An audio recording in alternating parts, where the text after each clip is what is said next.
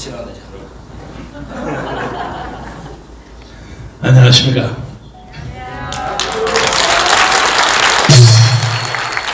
제가 지난 토요일은 시골에 여행을 하느라고 여기 나타나지 못했습니다.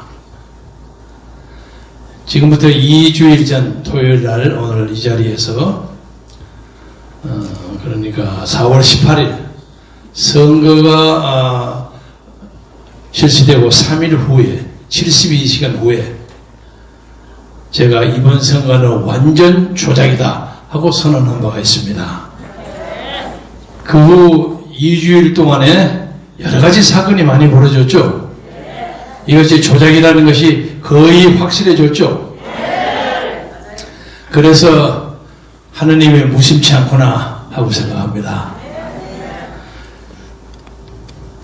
다행히 난세에는 영웅이 난다는 말이 있는데 지금 대한민국에는 이렇게 많은 유튜브들이 해외 동포까지 일치 단결을 해서 이 선거에 대한 정당성을 문제 삼고 있는데 그야말로 요원의 불길처럼 벌어지고 있는데 대한민국의 정부, 대한민국의 집권당, 심지어 대한민국의 제1야당이라는 미래통합당 이 세 그룹이 단 한마디도 얘기를 안 하고 있어요. 기가 막히죠? 이들이 가지는 침묵의 카르텔이 무엇이냐 이게. 이 정부는 이 선거에 얻은 강제된 결과를 가지고 사회주의 헌법을 만들어서 북한이 우리식 사회주의 하는 것처럼 문재인식 사회주의를 이 땅에 만드는 작업을 시작하는 절호의 찬스라고 생각하고 있고 집권당은 거기에 발맞춰서 박수치고 있고 그리고 위성정당을 자처한 미래통합당은 이 복잡한 와중에서도 간신히 자기들이 금배지를 보호했으니까 그냥 가지고 4년을 어물어물하게 지내겠다 하는 생각을 가지고 있다고 보는데 여러분 제 의견에 동의하십니까? 이 사람은 역사를 전혀 모르는 사람들에 의해서 이 역사가 농단당하고 있습니다. 오늘 여러분 김정은이가 슬그머니 나타났다는 거 아시죠? 자세하게 나타나진 않았습니다만은 적어도 적당하게 운신을 할 수 있는 자유가 있다면은 그것을 이용해서 김여정에게 정권을 이행하려는 작업을 하려고 하는 것으로 보입니다. 그런데 저는 그 김정은이의 모습을 보면서 이 나라를 청와대를 지키고 있는 문재인의 모습과 이렇게 짬뽕이 돼요. 겹쳐져요. 김정은이가 힘을 빠지면 문재인도 힘을 빠지는 거예요. 마찬가지 이게 하늘의 조화같이 느껴집니다. 역사를 보면 이 조선반도 소위 삼천리 금수왕산의 북단을 차지한 사람들이 항상 강력한 무기를 가지고 이 땅의 사람들의 역사를 농단한 사례가 많습니다. 예를 하나만 들자면 고구려 말기에 보장왕 시절에 28대 보정왕 시절에 당시에 북한의 강력한 군부 세력이 누굽니까? 영계소문이라는 사람이 나왔어요. 무공이 아주 절률했습니다. 대단했습니다. 이 남쪽에 있는 신라, 백제는 말할 것도 없고 그 북쪽에 있는 그란, 중국까지도 영계소문에게 쩔쩔맬 정도로 막강한 무공을 가지고 있었어요. 그러나 그 사람이 그 무공에 정치적 명분과 합리성이 없었습니다. 그래서 무공을 뽐내고 주위 사변을 위협하고 지내면서도 막판에 그 아들 세 사람 아시죠? 아들 남생, 남상, 남건 이 세 아들을 가지고 서로 쌈박질을 해가지고 나중에 스스로 권력 상정을 벌려서 큰아들 남생이는 중국으로 도망쳐가지고 나중에 중국의 앞제비가 돼서 또 고구려를 쳐들어오는 이런 기상망측한 일이 벌어져서 고구려가 망하게 됐습니다. 이것은 단순한 무력만 가지고는 원자탄이나 ICBM을 가지고 역사를 통치할 수 없다는 것을 보여주는 거 아닙니까? 마찬가지입니다. 김정은이가 인민이 먹어야 할 음식값 모든 것 다 보태서 ICBM을 만들고 나중에 법석을 치지만은 그 그 ICBM 그 유도탄 때문에 스스로 멸망을 한다는 뜻입니다. 그런데 이 무기에 놀란 문재인 정부는 그냥 짤짤짤짤짤짤해요. 세상에 대한민국 국민들의 체면이 있지. 삶은 소대가리가 웃는다 하는 그런 말도 안 되는 한글이 만들어낼 수 있는 가장 저열한 악담을 듣고도 아무 소리 안 해요. 못 들은 척해. 북한의 비난에 대해서는 아무 소리를 안 하고 남한에서만 큰 소리 꽝꽝 치고. 이제는 요새 보니까 어제 이인영이가 나와가지고 사회주의 헌법체 하나로 헌법 개정을 하겠다고 하고, 어제 노동 근로자의 달을 맞이해서 문재인은 이제 노동자가 이 사회의 주류가 된다고 선언했습니다. 이건 엄청난 선언입니다. 이런 판국에 미래통합당은 우리의 그렇게 뜨거운 지지를 받아가지고도 표를 다 잊어버리고, 그리고 앉아서 그 말도 안 되는 정치꾼 김아무개를 붙여가지고 비상대책위원회를 하느니 마느니 야구 싸움을 하고 있어요.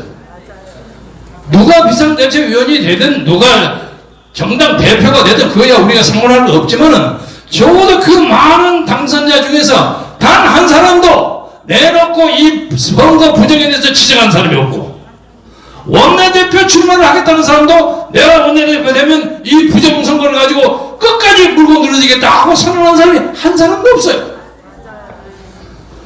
이 역사가 이렇게 폐악의 정권에 들어섰습니다. 그러나 그럼에도 불구하고 많은 사람들이 지난 2주일 동안에 많은 사람들이 올라왔어요. 바실리아 조슈아도 나왔고 로이킴도 나왔고 미시간 대학의 미네바 교수도 나왔고, 이 선거가 엉터리라는 것이 만천하에 공개되어 있습니다. 그런데 공개만 대통령 아무도 움직이지 않으면 무슨 소용이 있겠습니까? 다행스럽게 우리에게는 강용석 변호사라는 사람이 나타났고, 이봉규 박사라는 빨간 모자 쓴 사람이죠. 이봉규 박사라는 사람이 나오고, 그리고 공학 박사인 공병호 박사가 나왔어요. 이 세 사람이 이래 이 나라 역사를 주도할 것입니다. 거기에 한 사람을 더 붙이면 저 대감철장에서 딱 버티고 있는 윤석열이가 앞으로 한국 역사를 어떻게 볼 것인가. 아마 이 네 사람이 새로운 시대의 주역이 될 겁니다. 강용석은 강력한 용기를 가진 사람이고, 이봉규의 봉룡은 봉룡, 봉추 옛날에 해가지고 삼국지의 그 지혜로운 제갈량 이런 사람을 봉룡, 봉추를 하지 않았습니까? 그리고 공병호는 육군 공병처럼 용감하고 정확하게 그 특징을 다 해요. 적어도 이 조슈아 문서, 로이킴의 문서 이런 걸 가지고 분석하는 데는 공병호 박사가 제일 앞섭니다. 그리고 그것을 정치적으로 공격하는 데는 이봉규 정책 박사가 앞서요. 문재인 들으시오, 윤석열 들으시오, 다 인물을 부여해요. 강용석은 그 변호사의 특징을 가지고 모든 사람에게 그냥 선거 부정을 고발해라고 난을 쳐요. 그래서 지금 수십 개를 해서 오늘 제가 확인을 못하고 왔습니다. 방미 전화가 왔는데 전화 껐습니다. 제가 어저께 제가 살던 영등포 을구에서 투표함 보존 신청하는 것을 라이브로 보았습니다. 대한민국에 이만한 변호사 한 10명만 쓰면 대한민국이 문제없이 될 거예요. 그런데 문제는 이제 대한민국 법원이 문재인에 의해서 완전히 장악되어 있습니다. 투표함을 가져가는 것뿐만 아니라 서버도 가져와야 합니다. 근데 서버를 안 줘요. 그래서 다만 이 문제에 대해서 제가 결론 삼아 여러분하고 같이 합의하고자 하는 것은, 이것이 보통 부정선거가 아니기 때문에 한두 개 당선이 당락이 바뀌는 정도로 문제가 해결되지 않습니다. 이것은 기본적으로 상부에서 더불어민주당의 민주연구원의 양정철과 이근영이가 만든 빅데이터 시스템에 의해서 조작된 선거이기 때문에 이 선거를 전혀 다시 해야 합니다. 이것을 아셔야 합니다. 옛날에는 선거를 해가지고 투표가 좀 잘못되고 하면 그 당락만 바꿨어요. 그러나 그렇게 해서는 안 됩니다. 적어도 두세 개 사이에 이 선거 개표 문제에 대해서는 그 진실이 폭로되면 우리는 문재인 정권 자체를 드러내야 합니다. 따라서 이번에 정몽 목사가 광화문의 세력을 정치적으로 결실시키는 것을 막기 위해서 광화문 집회를 막고 또 코로나까지 덮치고 해서 우리의 정당한 권리를 주장할 수 있는 절호의 찬스를 놓쳤지만은, 그러나 하나님은 우리에게 이 조작된 음모를 파헤치는 의인 몇 사람을 동원함으로써 우리에게 역사의 진실이 무엇인가를 보여줌으로써 이제 우리가 남은 것은 이 불의를 용서하지 아니하고 이 정권을 드러내고 이 정권을 드러내고 새로운 자유민주주의 공화국을 세워야 한다는 사명을 우리에게 준 거라고 저는 생각합니다.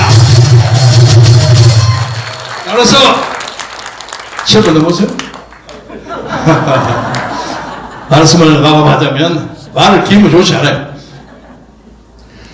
여러분도 그러셨겠지만 저도 지난 2주일 동안 굉장히 고민을 많이 했습니다.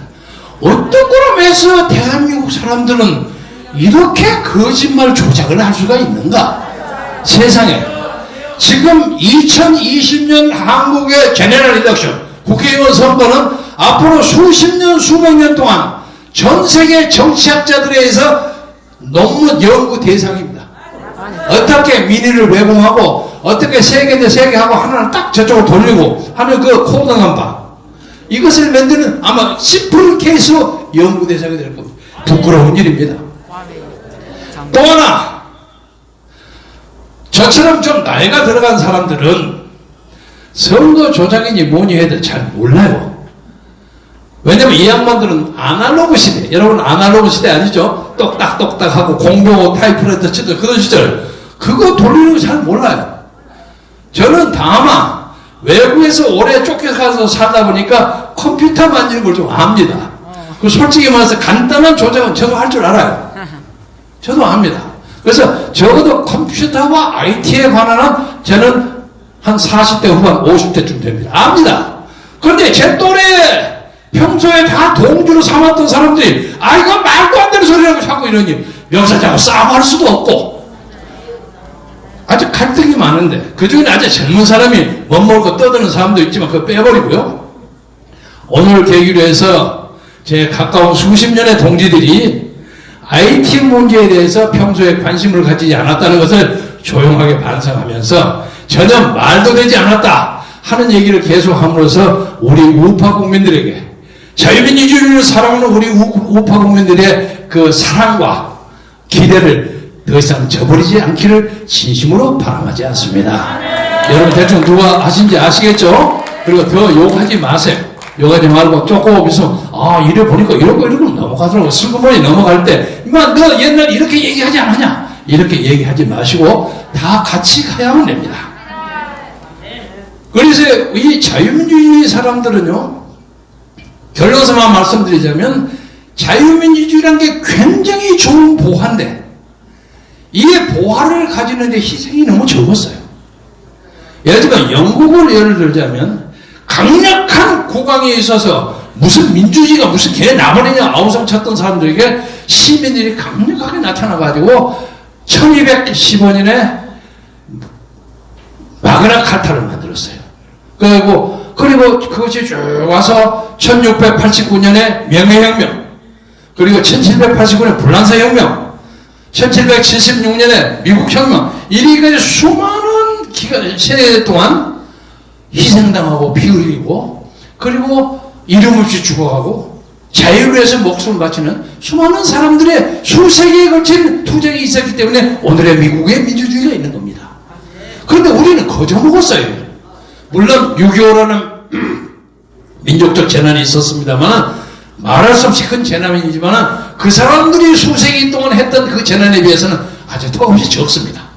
그래서 우리는 이번 이 계기가 우리 역사를 근본적으로 바꿀 수 있는 혁명적 계기라고 생각해서 침착하게, 냉철하게, 흥분하지 말고 흔들리지 않고 이 부정을 파헤침으로써 우리 새끼들, 우리 자손들이 편하게 살 수 있는 자유민주주의 국가를 위해서 우리가 당대해야 할 임무를 충실하게 함으로써 나중에 내가 니들에게 큰 재산을 물어주진 않았지만 이 나라의 부정선거와 조작선거가 전천으로 벌어질 때 나도 거리에 나가서 외쳐잡고 그리고 이 나라 민주주의를 지켰다 하는 게 얼마나 큰 아름다운 유산입니까? 그런 것을 위해서 하나님과 같이 기도하고 정광훈 목사의 지도 아래 새로운 시대를 들어가는데 마음과 뜻과 정성을 다하시기를